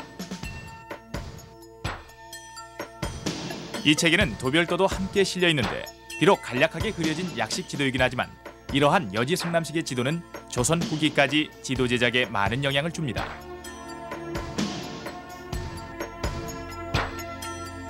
조선 후기에 접어들면서 조선의 지도는 큰 변화를 보입니다. 우선 축적이 큰 대축적의 지도가 발달하면서 지도의 크기가 커지고 지도에 표시되는 내용도 상세해지고 풍부해집니다. 그리고 일반 지도 외에 특수한 목적의 지도가 많이 발달합니다. 위급한 상황이 생겼을 때 이를 빨리 서울까지 전할 수 있는 봉수망을 한눈에 볼 수 있는 지도와 해안 지역이 상세히 그려진 연해도, 그리고 군사적인 목적의 진보 지도 등이 등장합니다.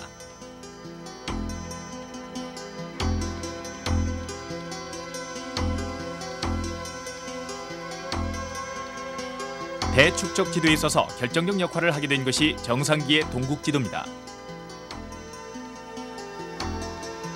김정호보다 100여 년 정도 앞선 시기에 살았던 실학자 정상기의 동국지도는 전국도와 도별도로 돼 있는데 특히 우리나라 최초로 백리척이라고 하는 축척을 사용하고 있습니다.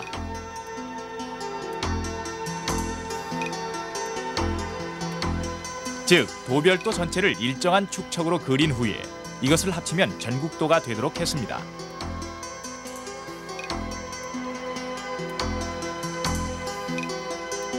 이러한 방법은 당시의 지도 제작 수준을 한 단계 끌어올렸고 김정호에게도 큰 영향을 줍니다. 18세기 이후 특히 상세하고 정확한 군현 지도들이 전국적인 규모로 제작됩니다. 그 중에서도 특히 방안을 이용한 지도들이 많이 등장합니다. 방안이란 지도를 모는 종이처럼 나누어 전체가 같은 비율이 되도록 하는 방법인데 김정호 역시 대동여지도에 이 방안도법을 사용하고 있습니다.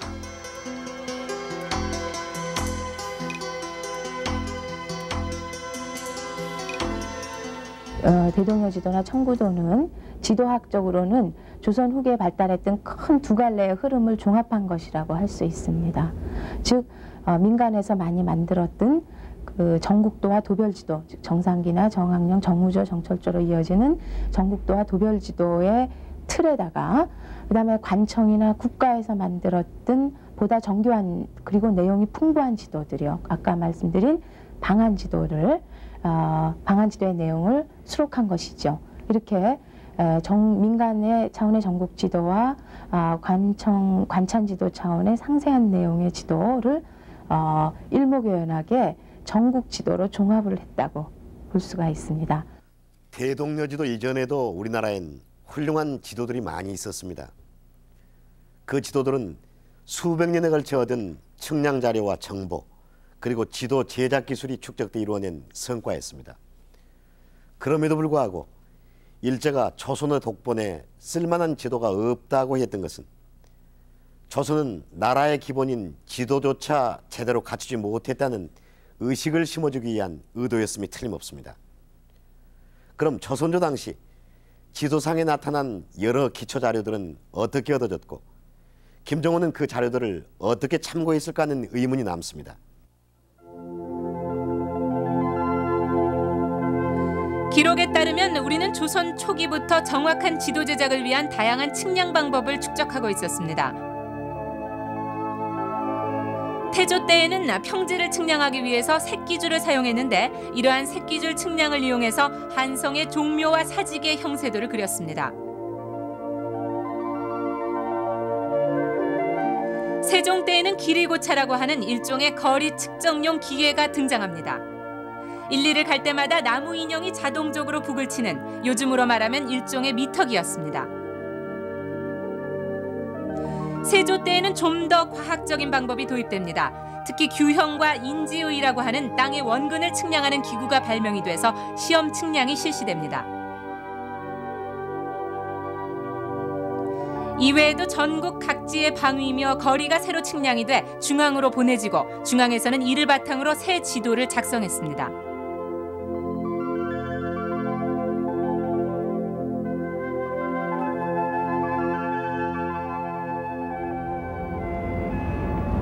옛 기록을 보면은 거리를 말할 때 몇 보, 몇 리라는 식의 보나 리로 표시를 합니다. 그렇다면 과연 1보란 얼마쯤 되는 거리일까요?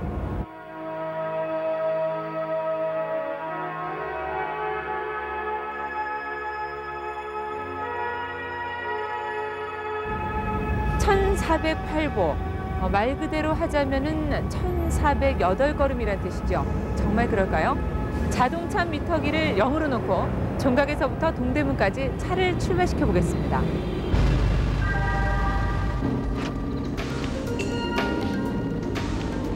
종각에서 동대문까지의 거리를 재본 다음 이것을 1408로 나누어 보면 1보가 과연 몇 센티미터나 되는지를 알 수가 있을 겁니다.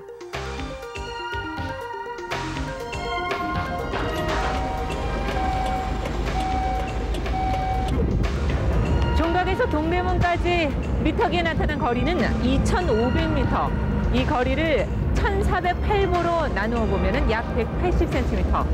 사람의 보폭이 180cm라는 그런 의미인데요. 이것은 거의 불가능한 얘기겠죠. 그렇다면 옛 지도상에 나타난 보란 걸음수를 의미하는 것이 아니라 거리를 나타내는 하나의 단위였음을 추측할 수가 있습니다.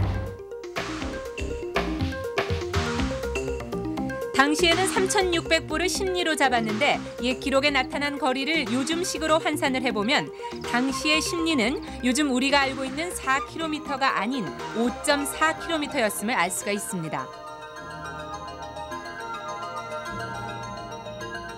우리나라 전체 군현의 정확한 위치가 정리된 것은 조선 후반기였습니다. 특히 정조 때에는 한성을 중심으로 해서 전국 8도의 가명과 334개 군현의 경도와 위도가 측정됐습니다.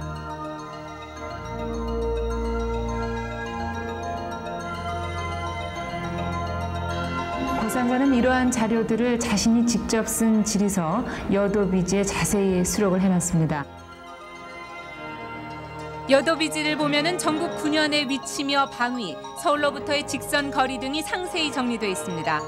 가령 수원의 경우 한성을 중심으로 해서 위도가 37도 18분, 경도는 한성에서 동쪽으로 1분, 그리고 방위는 오시 방향으로 6도, 한성에서의 직선 거리는 68리라고 상세히 기록되어 있습니다. 고산자는 당시 자신이 얻을 수 있었던 이러한 최신 자료들을 통해서 전국 334개 군현의 정확한 위치와 방향을 참고했을 것으로 보입니다. 이외에 김정호가 쓴 지리지인 대동지지를 보면 그가 대동여지도를 만들기 위해서 얼마나 많은 책을 봤는지를 알 수가 있습니다. 김정호는 우리나라는 물론 중국의 사서까지 모두 65종의 책을 두루 섭렵했던 것입니다.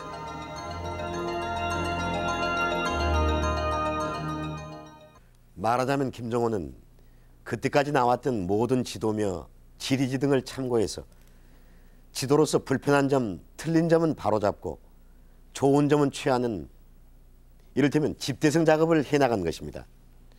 그러나 김정호는 단지 자료를 집대성에서 정리하는 데 그친 것만은 아닙니다. 그 내용을 어떻게 하면 좀 더 많이 지도에 담아 좀 더 많은 사람들이 쉽게 볼 수 있게 될까 하고 고민했던 것입니다. 이러한 고민의 흔적을 우리는 대동여지도 곳곳에서 볼 수 있습니다.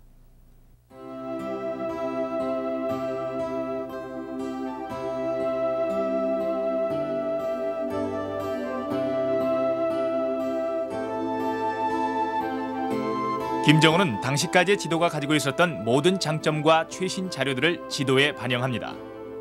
우선 크기가 큰 대축척 지도를 만들어서 그 안에 9년 지도 수준의 상세한 정보를 담았습니다. 그리고 정확한 축척을 위해 방안을 사용합니다. 즉, 지도 전체를 10리만큼씩의 작은 눈금으로 나눠 축척을 통일시킨 다음 이것을 다시 가로 80리, 세로 120리의 크기로 잘랐습니다. 즉, 전체 지도를 도별로 나눈 것이 아니라 똑같은 크기의 지도 120장으로 나누어서 나중에 붙여볼 수 있게 한 것입니다.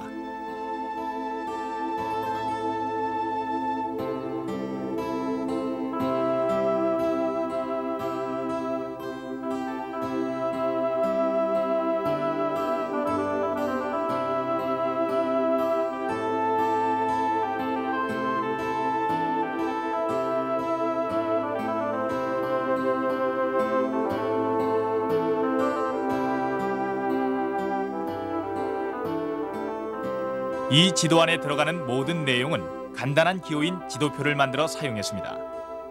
그 중에서도 특히 획기적인 아이디어가 도로 표시입니다.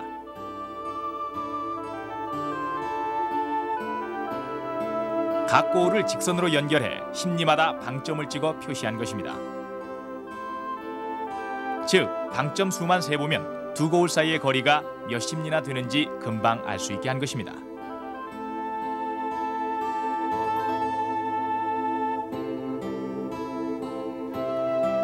물줄기의 표현 하나에도 새로운 정보를 담고자 했습니다. 북한강 상류를 보면 계속 두 줄로 가던 물줄기가 홍천에 이르러 한 줄로 겹쳐짐을 볼 수 있습니다. 남한강 상류의 이 물줄기 역시 계속 두 줄로 가다가 열양에서 한 줄로 합쳐집니다.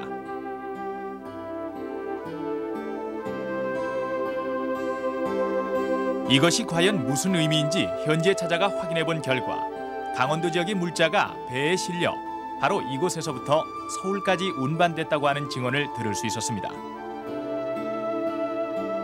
궁궐지 난 건 어디서 나오냐 하면 월정서 나왔습니다. 월정서. 월정낭을 갖다가 서울 이제 또 수건이나 장애원의 그 궁궐 그 기둥을 그어서 나간 근한 게 아주 보존하고 있다 그런 말이 나오고 있어요 지금. 그러니까 여기서 저기 떼배가 내려가면 영월로 가게 되나요? 네, 영월로. 영월 그 다음에는요? 영월 다음에는 전양문을 내려가면은 충주로 나가요. 충주로 가고요. 네. 그 다음에 단양 이렇게 가나요? 단양을 그 팔당 뭐 이렇게 가나요? 예. 예. 결과적으로는 영월 광마루에 도착하지 않으면 뚝섬에 가서 거기서 이제 뗏목을 해체를 했습니다. 그래 육지에다가 꺼내놨죠. 서울까지 주로 뭐를 싣고 갔었나요 여기서요? 그 영월을 지내서 강이 넓고 또 물이 완화된 데 가서는 주로 이제 화목 같은 걸 실어다가 서울 갖다 장작이요? 예, 장작을 팔았죠. 여기서 그러니까 수로로 서울까지 이렇게 떼배가 왔다 갔다 한 게 그건 언제까지 이렇게 왔다 갔다 했었나요? 시작은 제가 잘 모르죠. 모르는데 그날 무렵은 아마 1954년에서 55년도에 끝난 걸로 알고 있습니다. 지금은 철길이 놓였지만 당시는 물길이 중요한 수송수단이었습니다. 두 줄에서 한 줄로 합쳐지는 곳은 바로 이곳까지 배가 들어올 수 있다는 뜻입니다. 수상교통로를 한눈에 읽을 수 있도록 배려한 것입니다.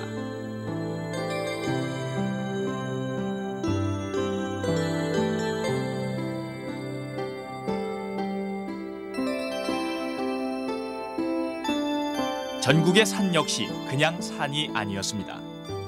대동여지도에 있어서 산은 사람들이 깃들여 사는 터요, 물줄기가 시작되는 곳이었습니다. 모든 산들은 저마다 자신의 표정들을 갖고 있습니다.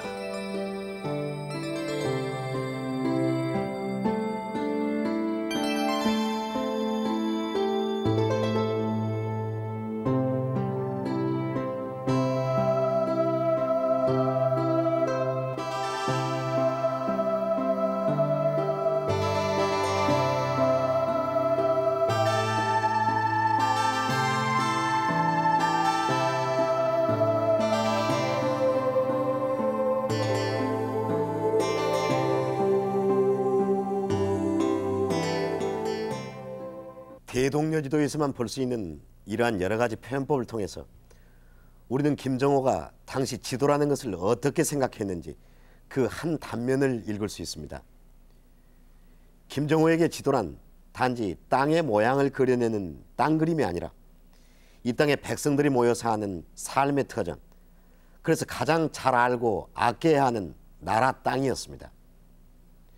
이러한 지도를 좀 더 많은 사람들이 쉽게 볼 수 있도록 하기 위해 김정호는 또 다른, 그러나 결코 쉽지 않는 또 하나의 시도를 합니다.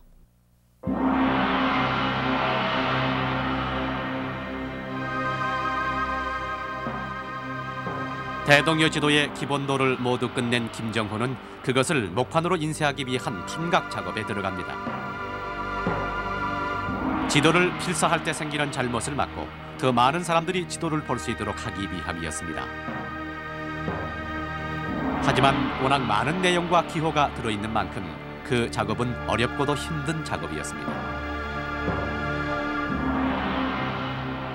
91년부터 제가 작업을 착수했어요. 그래서 94년도 7월에 제가 완성을 시켰죠. 만 4년이 이 작업을 한 거죠. 제가 이제 한 4년 된 작업을 했지만은 그 당시 김정호 선생님이 하는 작업은 그 여건이 상당히 좋지 않았어요. 도구라든가 이런 게.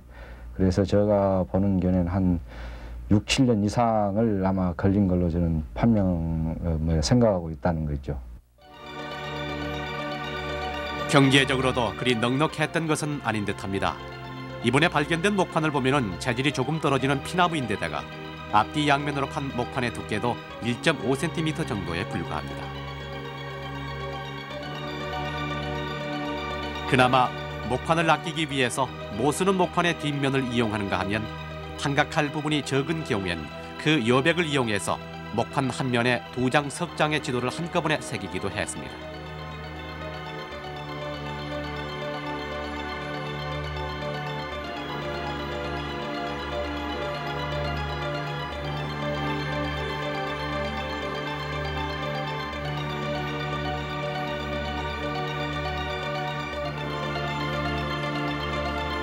이러한 어려움 속에서 마침내 판각 작업이 끝납니다. 그리고 1861년 대동여 지도가 처음 간행됩니다.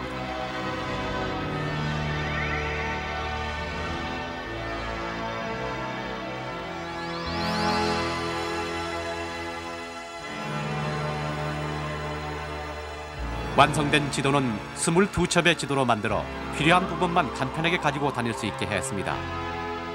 하지만 이것을 연이어 펼치면 높이 6.6m의 거대한 지도가 되는 것입니다.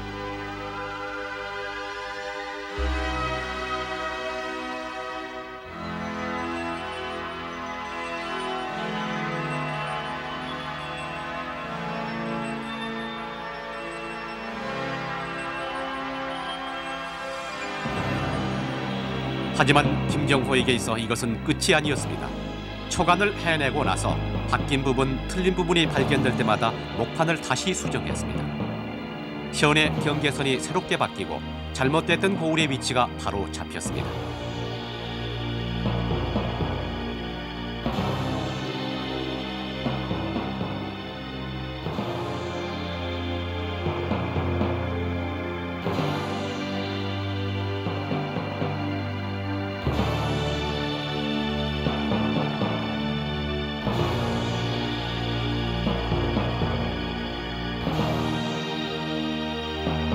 수정하고 또 수정하고 김정호는 마지막까지 그렇게 대동여 지도를 품에 안고 있었습니다.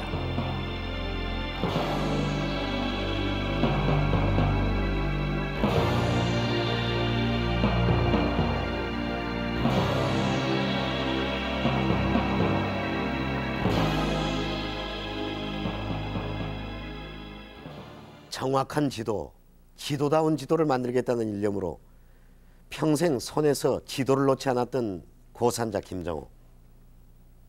이것이 바로 전국을 답사해 지도를 만들었다는 과장된 김정호의 뒤에 숨은 진짜 김정호의 모습이었습니다.